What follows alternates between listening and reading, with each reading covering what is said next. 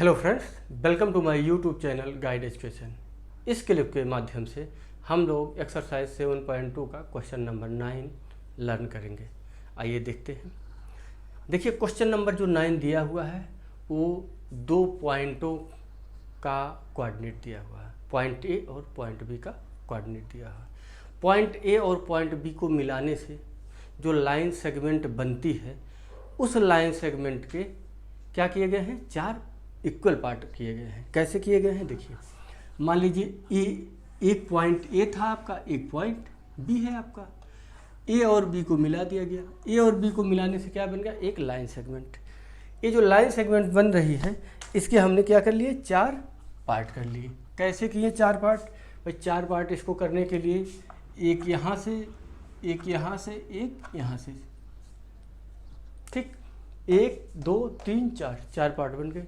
मतलब इसको कितनी बार डिवाइड किया गया, 3 बार डिवाइड किया गया। 3 जगह से इसको डिवाइड किया गया है।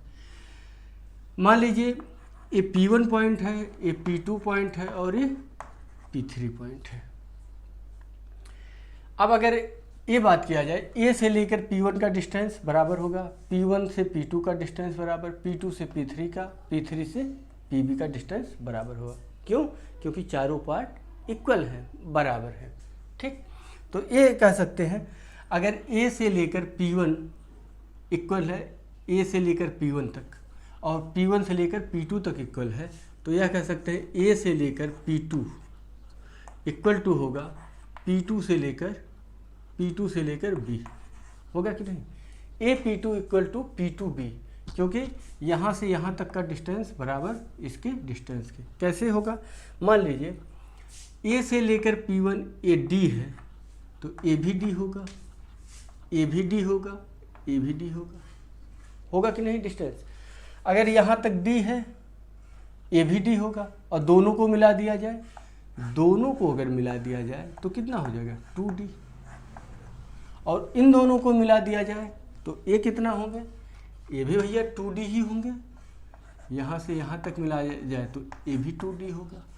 तब जब दोनों 2D हो रहा है तो ए से लेकर P2 के बीच का डिस्टेंस 2D और P2 से लेकर B का डिस्टेंस वो भी 2D होगा। इसलिए ए P2 इक्वल टू P2B होगा। ठीक, और क्या होगा, अगर यहाँ से लेकर यहाँ तक का डिस्टेंस, यहाँ से लेकर यहाँ तक के डिस्टेंस के बराबर है, तो क्या यह पॉइंट आपका मिड पॉइंट नहीं हो जाएगा? P2 मिड पॉइंट हो जाएगा। अब चूंकि P2 इक्वल टू P2B, इसलिए P2 is mid point of AB।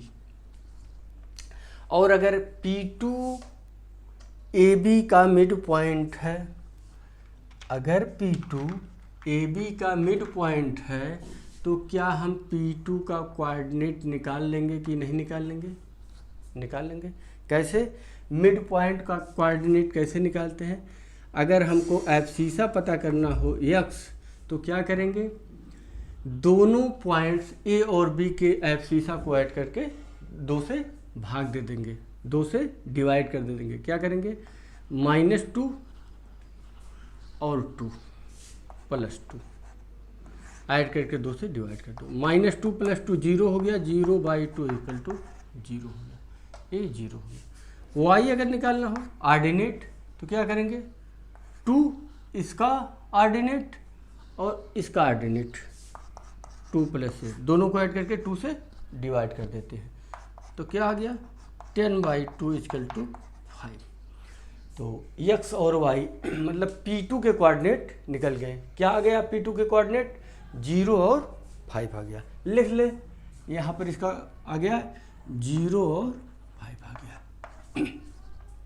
इतनी बात समझ में आ गई? अगर P2 का कोऑर्डिनेट आपको पता चल गया, तो क्या P1 का कोऑर्डिनेट और P3 का नहीं निकल पाएगा? थोड़ा सा दिमाग लगाइए। P2 क्या था, A और B का मिड पॉइंट, A और B का मिड पॉइंट। ठीक, कैसे बना था P2 A और B का मिड पॉइंट? यहाँ से यहाँ तक का डिस्टेंस, यहाँ से यहाँ तक का डिस्टेंस, यहाँ से यहाँ तक, यहाँ से यहाँ तक सेम था। तो तो जब चारों डिस्टेंस सेम है तो इन दोनों को एक साथ ले लिया गया, तो ये इतना डिस्टेंस इतने डिस्टेंस के बराबर हो गया और हमने P2 को मिड पॉइंट मान लिया। अब अगर हम बात सिर्फ करें A से लेकर P2 के बीच का, तो A से P1 का डिस्टेंस D और P1 से P2 का डिस्टेंस भी D है, ये ऑलरेडी बताया गया। इसका मतलब अगर A से P2 के बीच की बात, A और P2 के बीच की बात किया जाए तो P1 क्या होगा, यहाँ से A और P2 का क्या हो गया, मिड पॉइंट होगा। तो हम क्या करेंगे, यहाँ लिख सकते हैं क्या, P1 is mid point of किसका, AP2, ठीक।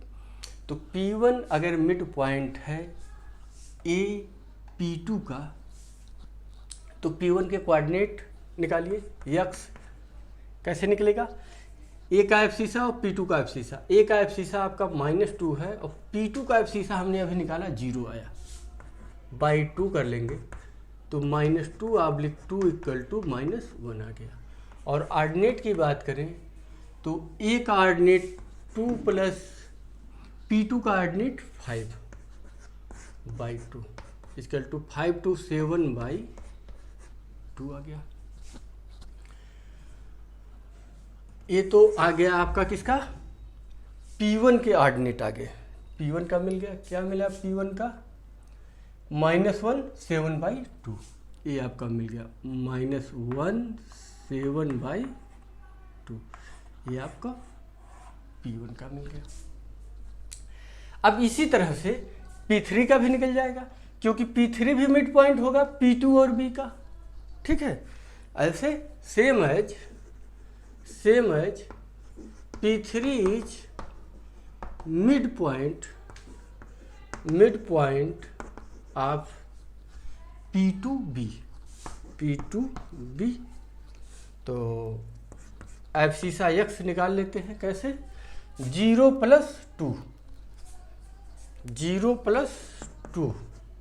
2/2 इक्वल टू कितना हो जाएगा, 2/2 = 1।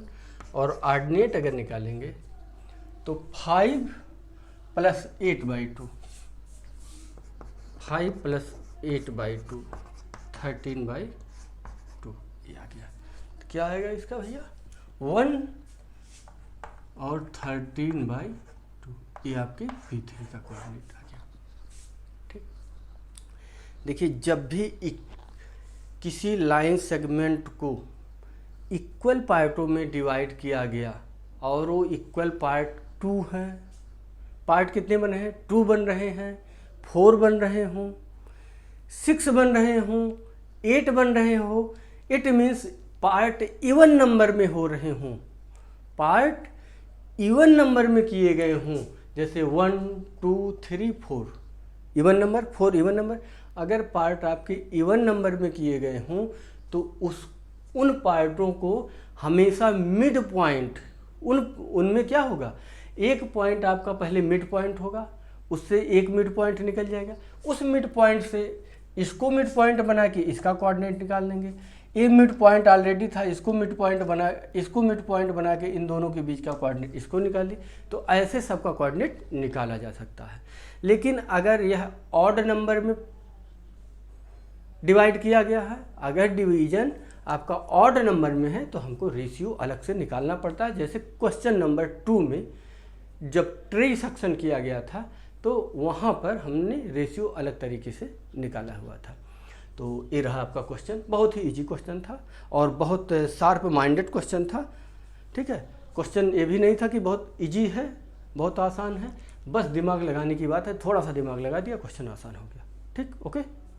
अगर आप चैनल पे नए हो तो चैनल को हमारे सब्सक्राइब तो कर ही लीजिए, शेयर कीजिए, लाइक कीजिए और कमेंट करते रहिए। Thank you.